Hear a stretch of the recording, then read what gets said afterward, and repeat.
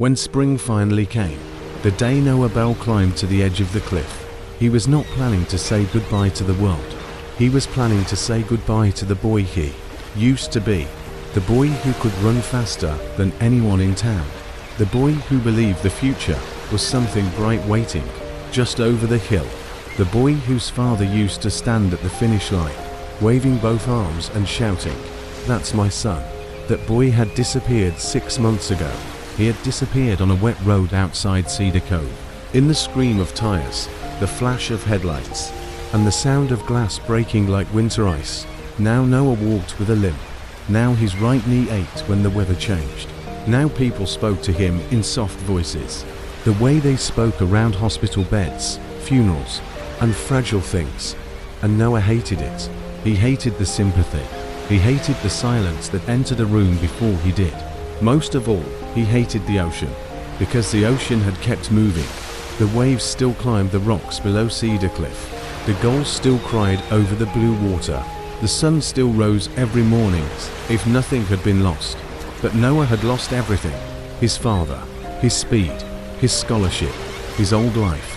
So that morning, when the sky opened bright and blue over the sea, Noah took his old running shoes from the closet, tied them together by the laces, and climbed the hill to throw them into the water. It was early spring, though it did not feel like spring to him. The grass near the cliff was green. The wind smelled of salt and wildflowers.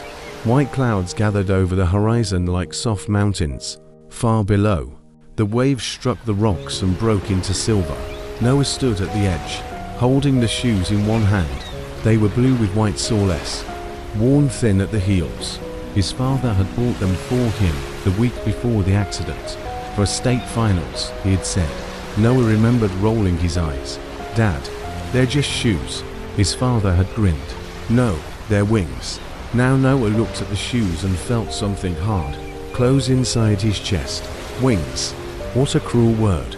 He lifted his arm, but before he could throw them, someone behind him said, "Careful, the sea keeps what people give it." Noah turned. An old woman stood a few steps away, holding a small basket of yellow flowers. She had silver hair tucked beneath a straw hat, a blue scarf tied around her neck, and the calm expression of someone who had seen storms arrive and leave without asking permission. Noah frowned. "I'm not giving it anything important." The woman looked at the shoes. "People usually say that when it is very important." He tightened his grip. "Who are you?" "Mae Holloway." "That doesn't answer the question." "It usually does around here." Noah stared at her. He had heard that name before. Mae Holloway lived in the little white cottage near the lighthouse. People in town said she had once been a famous painter, though no one seemed to agree on where she had been famous or why she had come back. His mother had delivered groceries to her a few times. Noah looked back at the ocean. "I just want to be alone." Mae nodded. "A reasonable wish, but cliffs are terrible places for loneliness." "Why?" "Because they make everything feel like an ending." Noah hated how quickly the words found him. He looked away. "I'm not here for advice." "Good," Mae said. "I'm much too old to waste advice on someone who has not asked for it."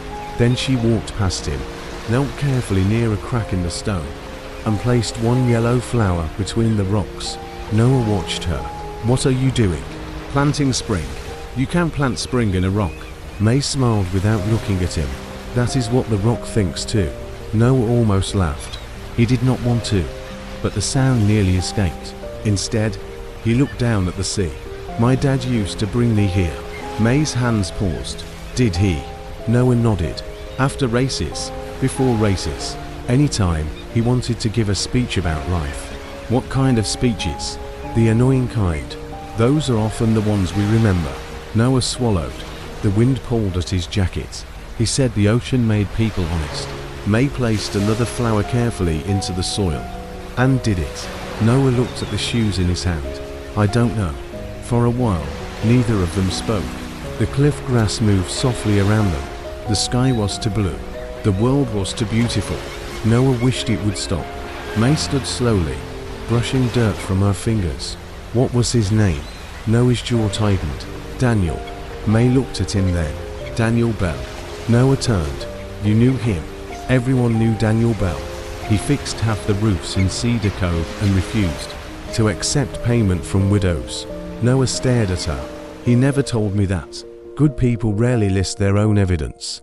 The words landed softly, but they hurt. Noah turned the shoes over in his hands. He was driving that night. Mae's expression changed, not with shock, with understanding. I see. No, you don't. You're right, she said. I don't. That surprised him. Most adults always claimed they understood. They said grief was a journey. They said time would heal. They said his father would want him to be happy. They said everything except the one thing Noah felt was true. That nothing was fair. That nothing made sense. That no amount of spring sunshine could undo the moment. His life split open. Mae looked toward the sea. I lost someone here too, she said. Noah did not answer. My husband.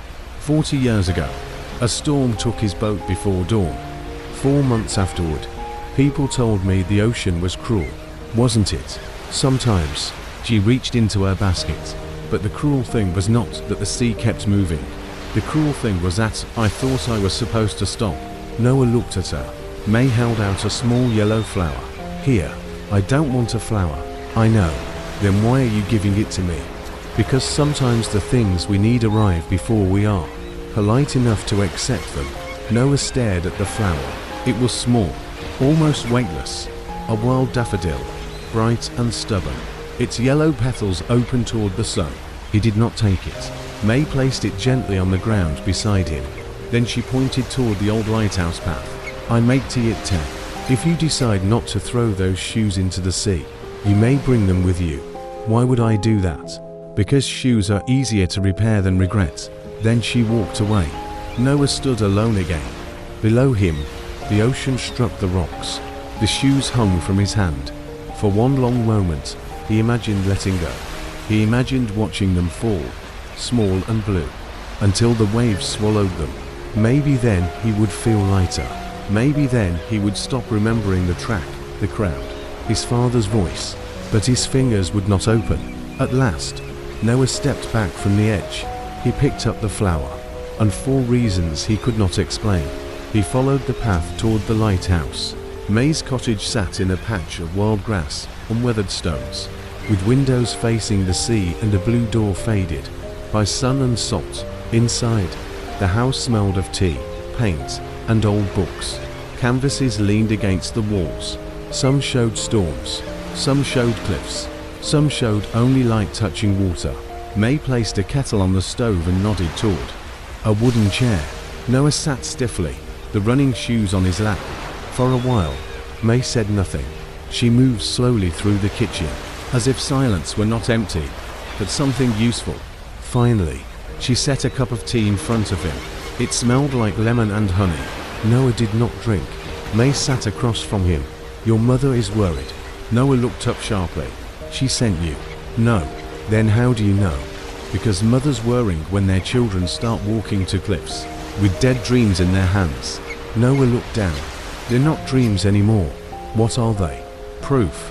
Of what? That I'm done. Mae studied him. With running.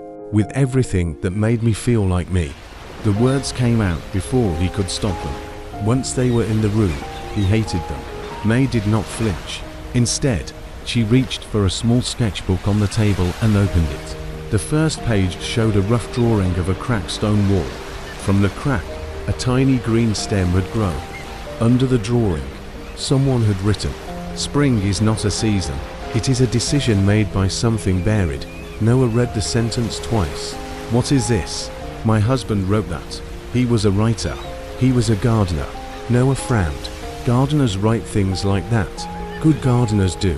They spend their lives watching dead-looking things prove everyone wrong. Mae turned the page. There were more drawings.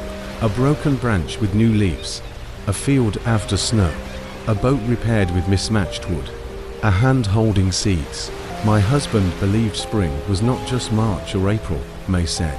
He believed spring was any moment when life decided to continue. Noah looked out the window. The ocean flashed blue beneath the morning sun. I don't feel like continuing. Mae's voice became very gentle. Most people don't at first. He looked at her. At first, yes. What happens after that? You continue anyway. Badly. At first. Angrily. Slowly. With no grace at all. Then one day, you notice the light has changed. Noah's throat tightened. I can't run anymore. No, you don't have to agree that fast. Mae smiled softly. I will not insult you with false comforts. He looked down at his knee. The scar was hidden beneath his jeans, but he felt it all the time. A tight line of pain. A reminder. I was going to leave this town, he said. I had a scholarship. A coach who believed in me. My dad said if I made it to state, scouts would come. I was almost there. Mae listened. Noah had not meant to keep talking, but the words had been waiting too long. I used to wake up before sunrise to train. Dad drove me to every meet. He acted like it was no big deal, but I know he missed work sometimes. He always said, just keep going, kid. The road opens for people who keep moving. Noah wiped his face quickly with his sleeve. Then he died on a road. Mae closed the sketchbook. For the first time, her eyes filled with tears. That is a hard sentence to carry. Noah laughed once, bitterly. I carry a lot of those. I know. No, you don't. I know enough to know I don't. Again, the honesty quieted him. Outside, gulls wheeled over the water. Mae rose and walked to a shelf by the window. She took down a small wooden box and placed it on the table. Inside were dozens of smooth stones. Each stone had one word painted on it. Breathe. Stay. Begin. Wait. Grow. Noah picked up one near the edge. It said, again. What are these? Stones I give to people who come here carrying endings. Lots of people come here. More than you would think. Noah turned the stone in his fingers. Again. The word annoyed him. It was too small. Too simple. Too demanding. I don't want to begin again. Mae nodded. Then don't begin. Noah looked at her. What? Do not begin again. Not today. Then what am I supposed to do? Begin once. Noah stared at her. Mae pointed at the shoes. Not your whole life. Not your future. Not your old dream. Just one step that is not backward. He looked at the shoes. They don't even fit right anymore. Then we make them fit differently. That's not how shoes work. Mae smiled. That is how people work. The next day, Noah returned. He told himself it was only because Mae had kept his shoes. That was not entirely true. She had offered to sew the torn lining near the heel, and he had left them on her table because arguing with old women was exhausting. When he arrived, Mae was in the yard with a small spade and a tray of flowers. You're late, she said. I didn't know we had plans. We didn't. You are still late. Noah shook his head. I don't understand old people. We work hard to keep it that way. She handed him the spade. He stared at it. What am I supposed to do with this? Dig. I came for my shoes. Your shoes are resting. They're shoes, and yet they have done more work than both of us.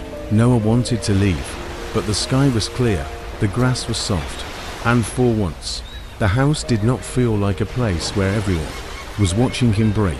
So he knelt carefully and dug. His knee hurt, not sharply, but enough. Mae saw him pause. We can stop. I'm fine. I did not ask if you were fine. I said we can stop. Noah looked at her. That was different. No one had said that to him before. They asked if he was fine because they needed him to say yes. Mae did not need anything from him. So Noah said the truth. I need a minute. Mae nodded. Take two. They planted 12 flowers along the lighthouse path. Daffodils, bluebells, small white blossoms Mae called sea stars. When they finished, Noah's hands were dirty and his knee was stiff. But the path looked different, not transformed, not healed, just less empty. Mae handed him his shoes. The torn lining had been repaired with yellow thread. Noah stared at it. Yellow. Spring color. They look ridiculous.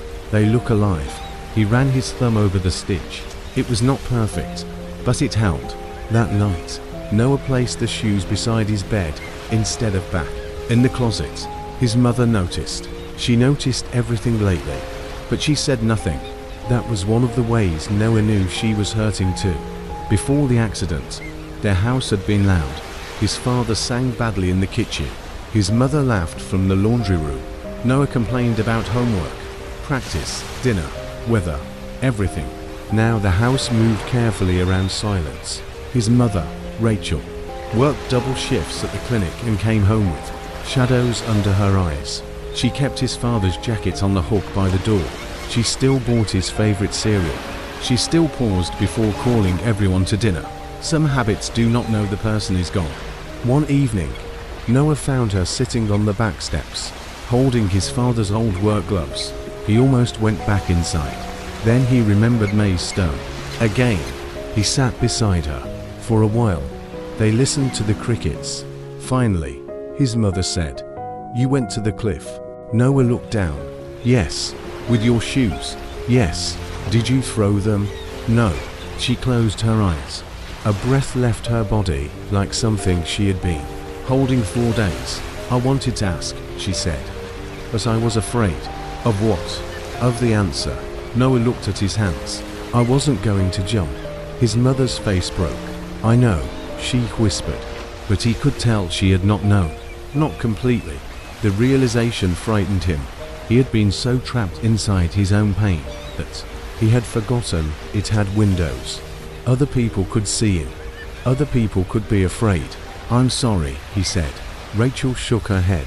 "No, you are grieving. So are you." She looked at the gloves. "Yes." Noah swallowed. "I miss him so much it makes me angry at everything." His mother nodded. "I know. At you sometimes. I know. At myself." Her voice trembled. "I know that too." He looked at her. "You blame yourself. I was the one who asked him to pick you up that night. If I had gone instead ... Mom. If I had left work earlier ... Mom, stop." She covered her face with one hand. Noah had never seen his mother look that small. Carefully, he reached for her. At first, the hug was awkward. They had become two people trying not to fall apart. In the same house. Then she held him tightly. And for the first time since the funeral, they cried together. Not as mother and son trying to protect each other. Just as two people who loved the same man and did not know what to do with all the love left behind. After that, something shifted. Not enough to make life easy, but enough to let air into the room. Noah began visiting Mae every morning. Sometimes they planted flowers. Sometimes they painted old stones. Sometimes they sat in silence while Mae worked on a canvas and Noah watched the sea.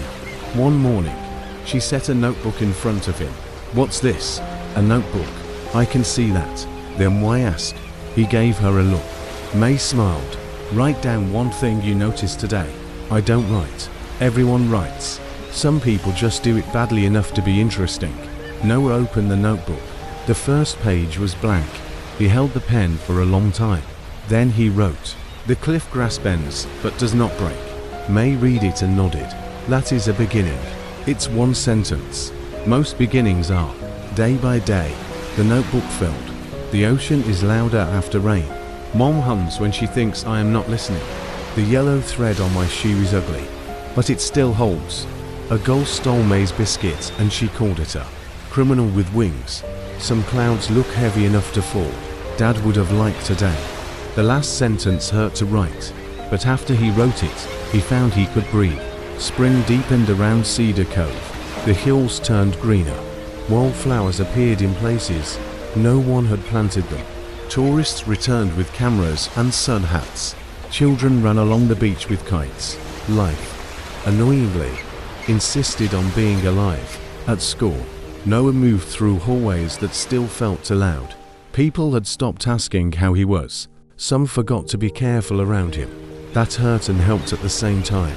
His track coach, Mr. Alvarez, still kept Noah's old team jacket hanging in his office. One afternoon, he asked Noah to stop by. Noah almost refused. The smell of the track alone was enough to make his chest tighten. But he went. Coach Alvarez was standing near the bleachers, holding a clipboard. "You look taller," he said. "I'm limping, not taller." Could be both. Noah tried not to smile. The track stretched out in front of them, red and empty under the spring sun. For a moment, Noah could almost hear the old sounds. Spikes on rubber, breathing hard, his father shouting from the fence. He looked away. I can't be here. Coach Alvarez nodded. You can leave. Noah turned to him. That's it. That's it. You're not going to give me a motivational speech. I value my life. Noah actually laughed. The sound surprised them both. Coach Alvarez smiled. Then he pointed to a bench. Sit for 1 minute. If you still want to leave, leave. Noah sat. 1 minute became 5. The track did not disappear. The pain did not vanish. But nothing terrible happened. Coach sat beside him. I talked to your doctor, he said. Noah stiffened. Why? Because your mother asked me to stop pretending I wasn't worried about you. Noah looked away. Coach continued carefully. You may not compete the way you did before. I know. But movement is not over. Noah said nothing. There's a student helping with junior training, timing laps, setting cones, working on pacing plans, not running, just helping. Noah's throat tightened. You want me to watch other people run. I want you to remember that the track was never only about winning. That's easy for people who didn't lose it. Coach accepted the hit. Yes. Noah stood. I'm not ready. Then don't be. He paused. Coach looked up at him. But when you are ready to stand near the thing that hurts, I'll be here. That night, Noah wrote in his notebook, some doors do not open just because you stare at them. Mae read it the next morning. Then she wrote beneath it, true, but staring is sometimes how the hand learns where the handle is. Noah groaned. Do you have to make everything sound like it belongs? On a tee box. Yes. Weeks passed. Noah's knee grew stronger. Not perfect, never the same, but stronger. He started walking farther. At first, only to Mae's cottage, then to the lighthouse, then along the beach at low tide. Each step felt like a negotiation with his body. Some days he hated it. Some days he trusted it. Some days he wanted to smash the notebook, the stones, the flowers, and every gentle word anyone had ever spoken to him. Mae let him have those days. She did not turn healing into a performance. When he was angry, she gave him weeds to pull. When he was silent, she gave him tea. When he was cruel, she handed him a broom and said, be useful while you are unbearable. That helped more than kindness sometimes. On the first day of May, Cedar Cove held its annual spring run. Noah had won it 3 years in a row. His name was still printed on a faded banner near the town square. He planned to stay home. Then Mae arrived at his door at 7 in the morning wearing a yellow raincoat. No, Noah said before she spoke. I have not asked anything. You're going to. Correct. No, you have become very efficient. His mother smiled from the kitchen, which meant betrayal had already occurred. Mae held out a paper number, not a runner's number, a volunteer badge. You are helping at the finish line. Noah stared at it. I can't. You can. I don't want to. That is different. His mother walked over and took his hand. We'll leave if it's too much. Noah looked between them. He wanted to refuse. He wanted to hide. He wanted the town to forget he had ever been fast. But then he looked at the badge. Finish line volunteer. Not runner. Not champion. Not the boy he used to be. Something else. Something possible. The town square was crowded when they arrived. Children bounced on their toes. Parents held coffee. Music played from speakers near the registration table. Everywhere, people wore bright shirts and nervous smiles. Noah felt like he had stepped into a photograph. His old life. Except everyone inside it had kept moving without him. Then Coach Alvarez saw him. He did not make a big scene. He simply nodded and handed him a stopwatch. Good to see you, Belle. Noah gripped it. You too. The first race was 4 children under 10. They ran with wild, uneven energy, arms swinging, shoes untied, faces full of serious determination. Noah was supposed to call out times as they crossed. At first, his voice barely worked. Then a little girl in pink sneakers stumbled near the finish line. The crowd gasped. She pushed herself up, crying, and started limping forward. Without thinking, Noah stepped onto the road. Hey, he called gently. Look at me. The girl looked up, tears on her cheeks. What's your name? Lucy. Okay, Lucy. You don't have to be fast now. You just have to finish once. She sniffed. That still counts. Noah felt the words move through him before he understood them. Yes, he said. That counts more. Lucy nodded. Step by step, she crossed the finish line. The crowd cheered louder than they had for the winner. Noah pressed the stopwatch and looked down. His hand was shaking. Coach Alvarez stood beside him. You all right? Noah watched Lucy's mother wrap her in a hug. No, he said. Then, after a moment, but I think I'm here. Coach nodded. That's enough. That evening, Noah climbed to Cedar Cliff alone. The sun was beginning to lower.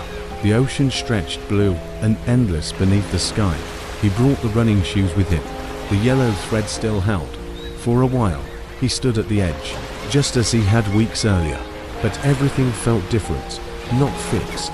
Different. He thought of his father, of the shoes called wings, of the road that did not open the way they had hoped, of his mother crying into his shoulder, of Mae planting flowers in stone, of Lucy crossing the finish line. Noah took a deep breath. Then he sat down in the grass and put the shoes on. They felt strange, familiar and unfamiliar at once. He stood carefully. His knee tightened. He listened to the wind, to the sea, to his own breathing. Then he walked, not far, not fast, just along the cliff path, one careful step after another. The first step hurt. The second hurt less. The third made him cry. By the 10th, he was laughing through tears. By the 20th, he stopped counting. The sun dropped lower. Gold spread across the water. Behind him, the daffodils Mae had planted trembled in the wind. Noah walked until the path curved toward the lighthouse. There, Mae stood waiting with 2 cups of tea. He wiped his face quickly. How did you know? Mae handed him a cup. Spring is noisy when it finally arrives. Noah looked back at the cliff. I'm not back. I know. I'm not healed. I know. I don't know who I am now. Mae smiled. That is why we keep walking. Summer came. Then autumn. Noah helped coach younger runners. He learned timing, pacing, recovery, patience. He learned that helping someone else believe in their legs could make his own grief lighter. He still had bad days.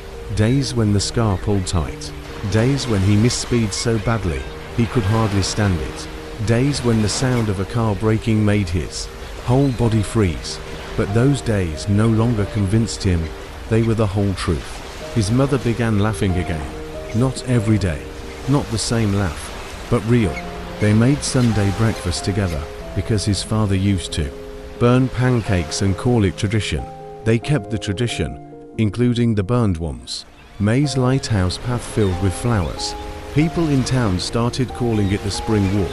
Some came after funerals, some after divorces, some after failures they did not want to explain. They left stones along the path. Breathe. Begin. Again. Stay. One afternoon, Noah added his own. It was smooth and grey, with one word painted in yellow. Continue. Years later, when people asked Noah when his life changed, he never told them it was the day of the accident. That was when his life broke. Change came later, quieter, stranger. It came the morning he climbed a cliff with a pair of shoes and met an old woman planting flowers in rock. It came when he learned that grief could sit beside love without swallowing it. It came when he stopped asking the old version of himself to return and began listening for the new one. By 25, Noah became a physical therapist. He worked with injured athletes, elderly patients, and children who were furious at their own bodies. He never told them pain was a gift. He hated that kind of life. Pain was pain. Loss was loss. A broken dream was still broken. But he did tell them what Mae had once told him. Do not begin your whole life today. He would say begin once. Some understood. Some rolled their eyes. Some came back years later and thanked him. On the wall of his office, he hung his old running shoes, blue with white sawless, yellow thread near the heel. Under them, he placed a small framed sentence from his first notebook. The cliff grass bends, but does not break. Mae lived long enough to see the spring walk become famous along the coast. Not crowded famous, not loud famous, just known. People came quietly and left quietly. They touched the stones. They looked at the sea. They remembered something inside themselves that had survived. When Mae passed away at 91, the whole town walked to the cliff carrying yellow flowers. Noah planted the last one himself in the crack where she had planted the first. The wind lifted his hair, the ocean moved below, and for a moment, he felt her beside him. Old hat, blue scarf, sharp voice, soft hands. He could almost hear her say, "Do not make a tragedy of me. I was very old and extremely difficult." Noah laughed. Then he cried. Then he planted the flower. That spring, he took his mother to the cliff on the anniversary of his father's death. They stood together in the bright morning light. The sea was calm. The sky was wide. The flowers along the path moved like small flames in the wind. Rachel slipped her hand into his. "Your dad would be proud," she said. Noah looked at the water. 4 years. That sentence would have broken him. Now it entered gently, like sunlight through a window. "I know," he said. And he did. Not because everything had become easy, not because loss had vanished, but because he had finally understood what his father had been trying to teach him all those years at the finish line. Keep going did not mean keep running. It did not mean never fall. It did not mean pretend. The road had not changed. Keep going meant this.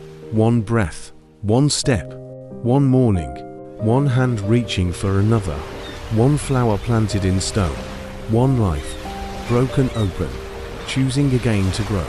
That evening, Noah returned to the cliff alone. He stood at the edge where he had once come to throw away his shoes. The sun lowered over the ocean. Clouds gathered in soft white towers above the horizon. The water shone blue and gold.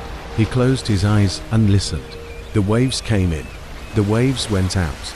The world was still moving. And this time, Noah did not hate it. He opened his notebook, older now, worn at the corners, and wrote one final line beneath all the others. Spring is not the season that saves us. Spring is the moment we stop asking life to become what it was and start walking, gently, bravely, into what remains. He closed the notebook, then he turned away from the edge and walked home.